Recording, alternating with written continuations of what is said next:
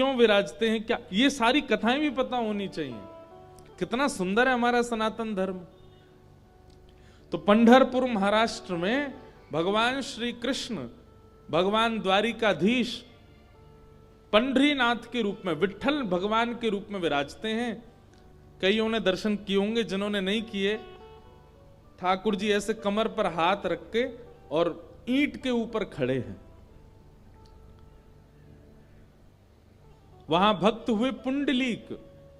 पुंडलीक भक्त माता पिता की बहुत सेवा करते थे। उनकी सेवा से प्रसन्न होकर के भगवान पुंडलीक को दर्शन देने आए। तो पुंडलीक ने देखा भगवान द्वार पर आए, पर मैं तो माता पिता की सेवा कर रहा हूं। भगवान ने कहा कि भैया जब तक तुम्हारी सेवा हो तब तक हम खड़े रहेंगे, तब तक के लिए आसन तो दे दो। तो पुंडलीक ने ईंट खिसका दी, भगवान उसके ऊपर ही खड़े हो गए, आज तक खड़े हैं श्री विट्ठल भगवान। तो हम प्रेम की चर्चा कर रहे हैं। ये दर्शन हुए आपको स्क्रीन पे, यही है श्री विट्ठल भगवान। श्री पुंडलीक के ऊपर कृपा करने के लिए भगवान द्वारिकाधीश विट्ठल बन करके गए। और कोई सर्वांगीण अंग का हो वो दर्शन कराओ। कैसे खड़े हैं ठाकुर जी ईंट के ऊपर। मराठी भाषा में ईंट को वीट कहते हैं, और उसके ऊपर जो ठाड़े हैं उन्हीं का नाम है श्री विट्ठल। तो हम प्रेम की चर्चा कर रहे थे। व्यक्ति जब प्रेम का आश्रय लेता है तो धर्म अर्थ काम मोक्ष आदि आदि सब व्यवहारों से वो परे हो जाता है, विरुद्ध नहीं, परे। पंढरपुर में एक भक्त हुए, उनका नाम था चोखो मेला। क्या नाम था? सब लोग सावधानी से इधर देखो, कोई आए जाए आप तब भी हमको ही देखते रहा करो। हाँ, ध्यान से कथा सुनो। तो चोखो मेला नाम के एक भक्त हुए पंढरपुर में। अच्छा, चोखो मेला जो है ये कोई मातृगर्भ से इनका जन्म नहीं हुआ। कई सारे ऐसे भक्त हैं हमारे भारत में जिन्होंने किसी माता पिता से जन्म नहीं लिया, ठाकुर जी ने उनको प्रादुर्भाव किया। तो चोखो मेला जी जो थे, इनका जन्म कैसे हुआ? देखो प्रेम की अवस्था सुनिएगा। इनके माता पिता वे एक ब्राह्मण थे। तो विप्र कुल के दो दंपति दोनों नित्य एकादशी पर श्री पंढरीनाथ भगवान का दर्शन करने जाते थे। एक दिन की बात, पंडित जी के मन में आया कि हम श्री पंढरीनाथ भगवान का भोग लगाने के लिए कुछ आम ले चलें। तो आम लेकर के पंडित जी और उनकी घरवाली दोनों जब मंदिर जाने लगे, तो ठाकुर जी तो इतने प्रेमी हैं भक्तों के कि मंदिर तक आम लेकर के आए, तब तक ठाकुर जी से प्रतीक्षा नहीं हुई। भगवान एक ब्राह्मण का रूप धारण करके बाहर ही चले गए। और बाहर जाकर के वो ब्राह्मण दंपति से कहने लगे, हमको बहुत जोर की भूख लगी है, हम बहुत दिन से भूखे हैं, आपके पास बहुत सारे आम हैं, इसमें से 2-3 हमको दे दो। अभी कुछ दिन पहले वृंदावन में मैं था, तो एक भक्त आया, वैष्णव आते मिलने। उसने कहा, महाराज जी मैंने पहली बार सोचा कि मैं श्री जी को अमरूद का भोग लगाऊं, और मैं अमरूद लेकर के बड़े भाव से बरसाने जा रहा था। नहीं तो क्या हुआ? बोले रास्ता में एक जगह टेम्पू रुका हमारा ऑटो, इतने में महाराज जी बंदर आया और सबरे अमरूद फैला के और उनमें समेट करके भाग गए। और इतने सारे बंदर आए, सब लेके भाग, एक भी नहीं बचा। मेरा मन तो बड़ा खिन्न हुआ, श्री जी नाराज है मुझसे। मैंने कहा, अरे बाबड़े श्री जी नाराज ना है, श्री जी से प्रतीक्षा ना है भाई कि तू ऊपर तक आवेगो, ऊपर अमरूद पधरावेगो, और कहीं ये बाहर खड़े पुजारी ने तेरे द्वारा दिए गए अमरूद बांट दिए तो श्री जी को तो भोग नहीं लग पाएगा। और ऐसा ही होता है, पुजारी जी को जो दे दो पुजारी जी थोड़ी देर दिखा के और फिर सब में बांट देते हैं। तो श्री जी ने कही इतने भाव से अमरूद लेके आ रहा हो, तो श्री जी ने अपनी गुप्त सेना भेजी। बोले और मैं सबरे अमरूद बंदर लेके भाज गए, श्री जी ने पा लियो, भोग लगा लियो। तो जब कोई बहुत प्रेम, बहुत आस्था, बहुत बहुत भाव से ठाकुर जी को कुछ चीज अर्पित करने जाता है ना, वो मंदिर तक पहुंचे नहीं पाता, उससे पहले ही ठाकुर जी स्वीकार कर लेते हैं।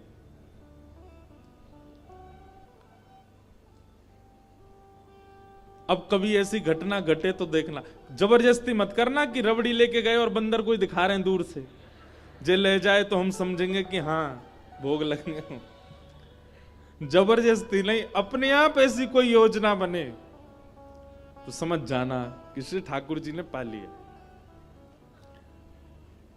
तो भगवान पहुंच गए और दंपति के पास जाके कहने लगे, बोले हमको आम दे दो, बहुत जोर की भूख लगी है, आप इतने सारे आम लेके जा रहे हो, उनमें से 2-3 ही दे दो। तो विप्र दंपति ने सोचा कोई बात नहीं, 2-3 आम इनको दे देते हैं, बाकी धो धा के फिर पंडरीनाथ जी का भोग लगा देंगे। लीजिए लीजिए भैया आप लोग पाओ। अब जैसे ही ब्राह्मणी ने आम दिया और चोखो मेला जी खूब जोर जोर से वो पंडरीनाथ भगवान जिस रूप में आए थे उस रूप में बढ़िया प्रेम से फल पाने लगे। लेकिन वो क्या करते, थोड़ी देर तो आम चूसते, पूरा आम नहीं पाते, थोड़ा सा उसमें छोड़ देते और फिर ब्राह्मणी की गोद में ही डाल देते। एक आम पाया, ये हैं श्री पंडरीनाथ भगवान। अब दर्शन हो गए पूरे, और ये असली चित्र है श्री पंडरीनाथ भगवान का। अब हमको ही देखो, कथा सुन। तो यही ठाकुर जी ब्राह्मण का रूप धारण करके गए और महाराज आधे आधे आम चौंके और चौंक करके उनकी गोद में डालते जाएं।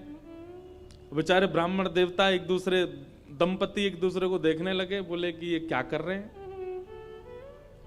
बोले कोई बात नहीं। 2-4 आम पा करके और उच्छिष्ट छोड़ छोड़ करके उनकी गोद में ब्राह्मण तो चले गए। अभी दोनों दंपति सोचने लगे कोई बात नहीं, 2-3 आम बचे, इनको धो के पंडरीनाथ भगवान का भोग लगा देंगे, और ये जो आम ये हमारी गोद में छोड़ गए इनको बांध लो, कोई जानवर या कोई जीव मिलेगा उसको दे देंगे, अभी इनमें आम बचे हैं, कोई जीव खा लेगा। जैसे ही दोनों आगे बढ़े तो ब्राह्मण तो थोड़े आगे चले गए, पत्नी धीरे धीरे पीछे आ रही थी। तभी उसको अचानक इतना भार लगने लगा, वो जो उसने झोली सी बनाई थी, इतना भार लगने लगा कि एक तरफ की ओर वस्त्र खिंचने लगा। जैसे उसने देखा मेरी झोली इतनी भारी हो गई, खोल करके देखा तो वहीं एक नन्हा सा बालक था, उसी का नाम पड़ा चोखो मेला। उनका नाम चोखो मेला इसलिए पड़ा क्योंकि भगवान ने आम चौंक करके और गोद में मेल दिया, इसीलिए नाम उनका चोखो मेला। अब इनके कोई माता पिता नहीं है, ये ठाकुर जी ने इनको भेजा है। और ठाकुर जी जिसको भेजते हैं ना, वो निश्चित है कि संसार के भक्तों को पथ दिखाने के लिए भेजते हैं। हमने एक चीज अनुभव की भैया, अधिकतर भक्तों के चरित्रों में देखा गया कि उनका जन्म सामान्य हमारी तरह नहीं हुआ, कुछ ना कुछ अलग होता है। जैसे गोस्वामी तुलसीदास जी महाराज के लिए आता है कि जैसे ही उनका जन्म हुआ, जन्म लेते ही उनके 3200 दांत थे। बालक के दांत होते हैं जन्म लेते ही, तो गोस्वामी जी के दांत थे। और उनके परिवार और गांव के लोगों ने यह सोचा कि ओहो इसके तो सारे दांत निकल आए, ये अपसगुन बालक है, अपसगुन मान करके उनको थोड़ा किनारे कर दिया। वही गोस्वामी तुलसीदास जी बन गए। सूरदास जी महाराज जन्म से ही अंधे हुए, उनके नेत्र ही नहीं थे। सब भक्त ऐसे नहीं होते, पर अधिकतर भक्तों के साथ कुछ जन्म से ही ऐसी स्थिति होती है कि जिसको संसार के लोग ये समझेंगे ये तो अपसगुन है, ये तो अच्छा नहीं हुआ। ठाकुर जी ने देखो उसके संग कैसा किया, अष्टवक्र, जन्म से ही 8 जगह से टेढ़े थे। ऐसी चोखो मेला। अब चोखो मेला को देख करके, उस बालक को देख करके ब्राह्मणी ने मन में विचार किया, अगर मैं इस बालक को लेकर के गई तो सब लोग पूछेंगे ये कैसे जन्मा, मैं सबको क्या उत्तर दूंगी, मेरी बात कोई नहीं मानेगा कि झोली में अपने आप आ गया। और इस भय से कि संसार के लोग क्या कहेंगे, उन्होंने उस बालक को एक सुरक्षित सा वृक्ष था उसके नीचे छोड़ दिया, उसको स्वीकार नहीं किया। तभी कुछ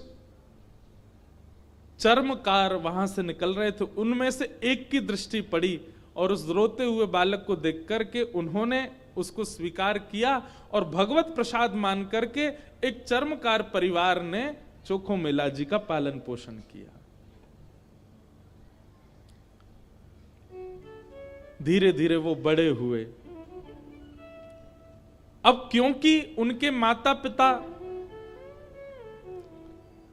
चर्मकार परिवार के हैं, इसलिए कई जगह उनको मंदिर में जाने से रोक दिया जाता। पर ठाकुर जी तो किसी की जात पात नहीं देखते ना, ठाकुर जी तो सबसे प्रेम करते हैं। बंधुओं, ये सब हमने बनाया, हम मानवों ने कर दिया है ये सब विभाजन।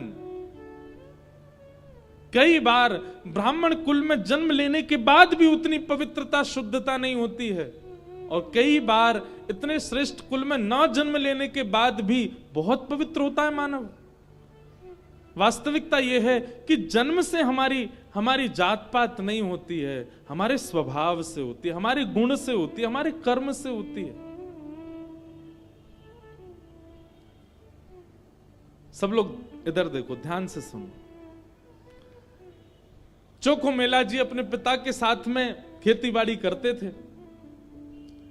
एक दिन खेती करते करते उनके मन में आया, इतने सुंदर सुंदर फल, इतने सुंदर सुंदर सब्जियां हुई हैं, मैं क्यों ना इन फलों को पंडरीनाथ भगवान का भोग लगाने ले जाऊं। तो उन्होंने क्या किया, एक केले के वृक्ष से खूब सारे केले ले लिए और एक झोला में बांध करके चल दिए। पंढरपुर से 12 किलोमीटर दूर उनका गांव था। जैसे ही पहुंचे पंढरपुर, इतने आनंद में भर गए कि उन्होंने विचार ही नहीं किया। बहुत लोगों ने रोकने का प्रयास किया कि इनको मंदिर में ना घुसने दिया जाए, ये अधिकारी नहीं है, लेकिन वो तो इतने भाव में आ गए कि वो घुसते ही चले गए। और जैसे भीतर पहुंचे महाराज, लोगों ने घेर करके चोखो मेला जी को पीट दिया, बहुत मारा। उनके वस्त्र फाड़ दिए, सिर में चोट लगी, हाथ में चोट लगी, पैरों में चोट लगी, सब जगह इतना जख्म दे दिया।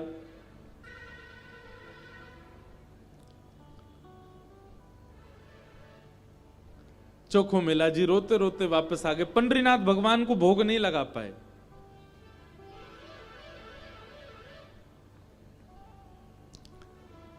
शाम का समय चोखो मेला जी अपने सब घावों को, जहां जहां से रक्त निकल रहा था, साफ कर रहे थे और गुस्सा कर रहे थे। बोले अब नहीं आऊंगा आपके पास। बैठ गए हो, ईंट के ऊपर खड़े हो गए हो, इतने सारे अपने आगे जो है धर्म शास्त्र के मर्मज्ञ लगा दिए हैं, वे सब जात पात देख करके दर्शन कराते हैं। खड़े रहो, बने रहो महाराज अपने रूप में, हम तो नहीं आएंगे आपका। अरे कुछ करने थोड़ी आया था, कुछ मांगने थोड़ी आया था, अपने खेत के बढ़िया फल लेकर के आपका भोग लगाने आया था। इतने में ही नील वर्ण के श्याम सुंदर पीतांबरी पहने चलते हुए चोखो मेला के पास प्रत्यक्ष प्रकट होके आ गए। चल करके आए और चोखो मेला के पास आकर के गले में गलवैयां डाल करके बैठ गए। ए चोखा, नाम ही भगवान उसको चोखा बोलते। ए चोखा, तू इतना उदास क्यों हो रहा है? बोले उदास? इतना पिटवाया हमको, हाथ पांव सब तोड़ ताड़ दिए हमारे, और अब मेरे घर आ गए हो, मेरे गले में गलवैयां डाल करके बैठे हो। ये सब लीला क्यों करते हो आप? वहां क्यों नहीं रोका आपने सब पुजारियों को, पंडाओं को, ये सब ब्राह्मणों को? ठाकुर जी बोले देख चोखा, वे सब मुझे पूजते तो हैं, मेरी सेवा तो करते हैं, पर मुझको पाषाण मानते हैं, मुझको मूर्ति ही मानते हैं। और जो मुझे पाषाण मानता है ना, उनके लिए मैं पाषाण ही रहता हूं। उनके लिए ना मैं बोलता हूं, ना मैं हंसता हूं, मैं बस एक टक खड़ा रहता हूं, ना मैं खाता हूं, ना मैं पीता, कुछ नहीं। तू तो मुझे पाषाण नहीं मानता ना, तू तो मुझे साक्षात ठाकुर जी मानता है। इसीलिए तो अपने अपने अपने बगीचे के फल लेकर के मेरे पास आया। वहां बहुसंख्यक पाषाण मानने वाले लोग हैं, इसलिए मैं उनके सामने बोला नहीं। एकांत में जब तू आ गया तो मैं तेरे पास आ गया। चल चोखा, अब तू मुझे अपने आंगन के फल खिला दे। अब देखिए, ना धर्म है, ना अर्थ है, ना काम है, ना मोक्ष है, केवल प्रेम है चोखो मेला के पास। अपने हाथों से सुंदर छिलका उतार उतार करके श्री पंडरीनाथ भगवान को अपने हाथ से खिला रहा है चोखो मेला। जिसके लिए कहीं ना कहीं हम लोग प्रतिबंधित कर देते हैं कि भगवान को सब नहीं छू सकते, वो खुद अपने घर में बैठा करके ठाकुर जी को खिला रहा है और ठाकुर जी पा रहे हैं।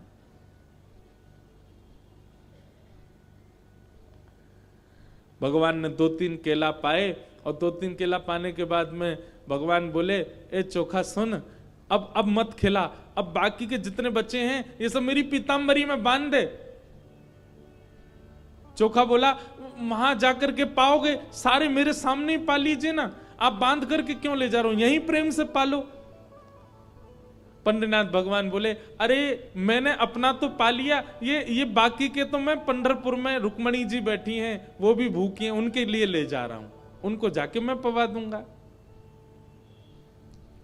आज चोखा तेरे ऊपर इतना प्रहार किया ना सबने, तेरे ऊपर इतना अत्याचार किया सबने, इसलिए मैंने और रुक्मणी जी ने आज भोजन ही नहीं किया, हम दोनों भूखे हैं। अब मैंने तो पा लिया, अभी रुक्मणी जी के लिए ले जाऊंगा। चोखा मेला खूब रोने। अब मैं यहां तो गा नहीं सकता, मुझे आते भी नहीं, मराठी में इतने सुंदर सुंदर पद हैं उनके। भगवान अपनी पीतांबरी में केले बांध करके पंढरपुर आ गए और पंढरपुर में आकर के रुक्मणी जी को पवाया। प्रातः काल ब्रह्म मुहूर्त में जैसे ही कपाट खुले श्री पंडरीनाथ भगवान के, चारों ओर केले के छिलके पड़े हैं और केले के छिलके देख करके सब पंडा पुजारी बोले हम तो कपाट बंद करके गए, ये केला के छिलका यहाँ कैसे पड़े हैं, ये कौन लेके आया। तभी एक उनमें से बोले कल वो आया था ना एक चर्मकार का बालक, वही अपने संग बांध के लेके आया था इतने सारे केले, उसको सुबह तो हमने मार पीट के भगा दिया, निश्चित ही वो कहीं से रात में आ गया है और रात में आकर के सब यहां खा करके गया है ठाकुर जी के आगे। उसका उद्देश्य तो गर्भगृह को बेकार करना ही था, इसलिए ये सब हुआ है, ये उसी ने किया है। और सब पंडा पुजारी नाराज हो गए, अपने हाथ में डंडा ले करके कमर कस के सब पहुंच गए चोखो मेला के घर और वहां पहुंच करके घर से निकाल करके फिर पीटा उनको, फिर मारा। कितनी परीक्षा लेते हैं ठाकुर जी, हम तो नेकाद में घबरा जाते हैं। चोखो मेला घर में सो रहे थे और घर में जाकर के वहां से घसीट करके उनको मारा सबने। बोले अरे दुष्ट पापी, तुझको मंदिर में नहीं जाने दिया तो रात्रि तू गर्भगृह में घुस गया।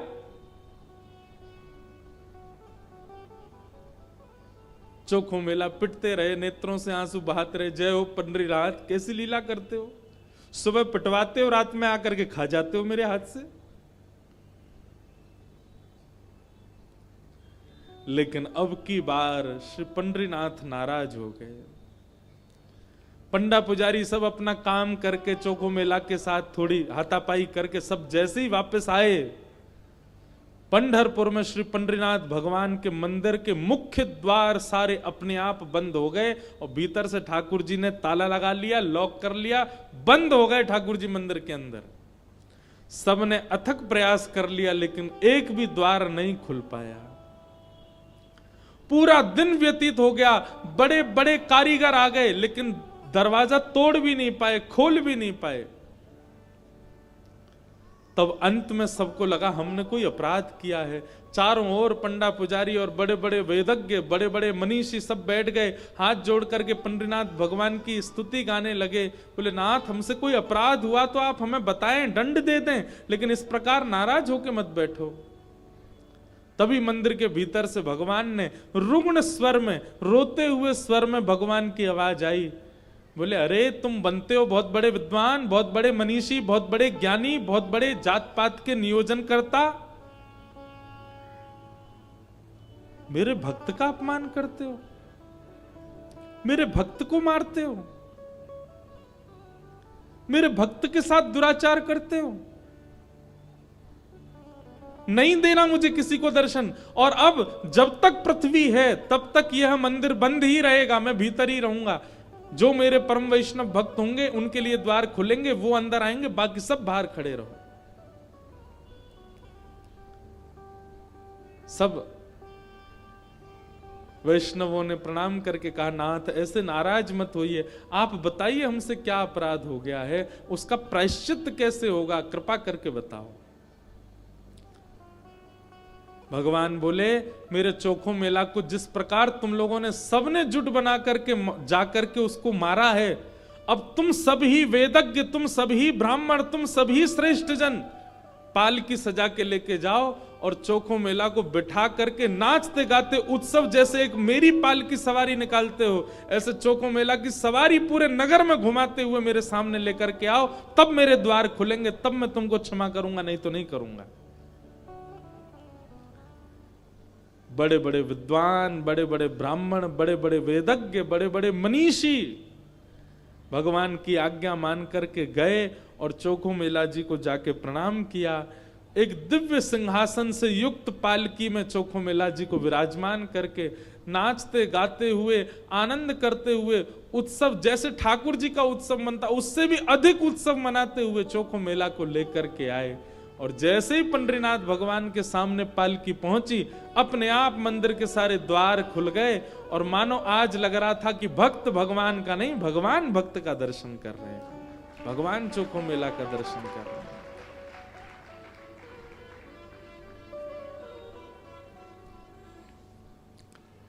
प्रेम बड़ा है, ज्ञान बड़ा नहीं। ज्ञान आवश्यक है, वैराग्य आवश्यक है, सब कुछ आवश्यक है, पर प्रेम प्रधान है। प्रेम के बगैर कहीं ना कहीं आप ठाकुर जी से दूर ही रहोगे।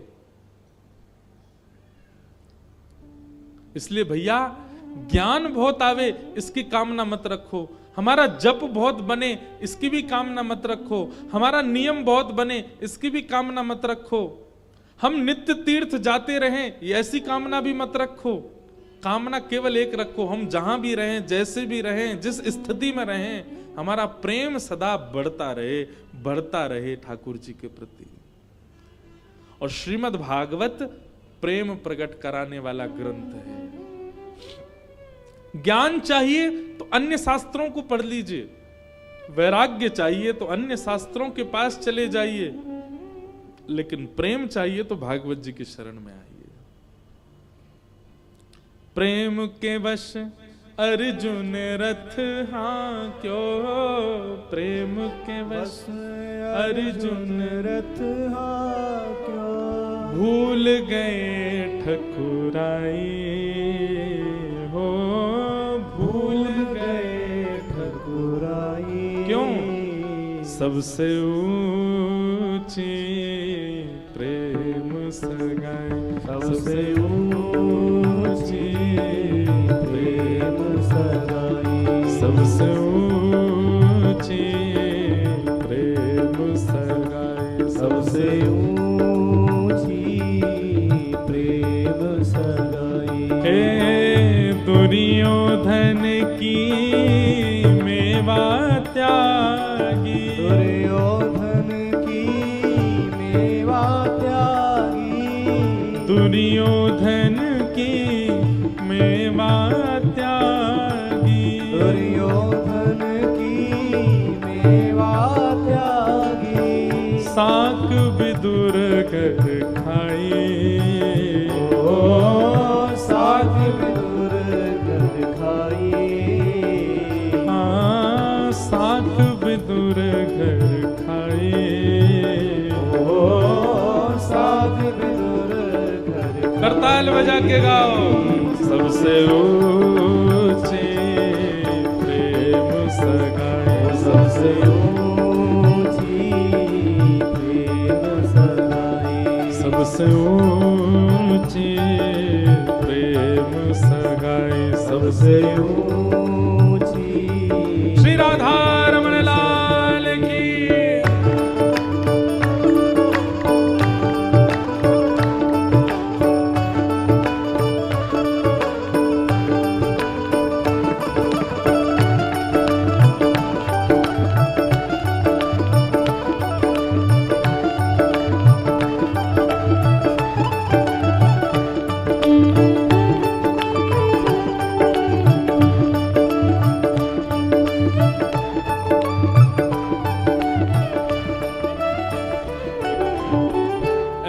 ऐसी प्रीत बनी वृंदावन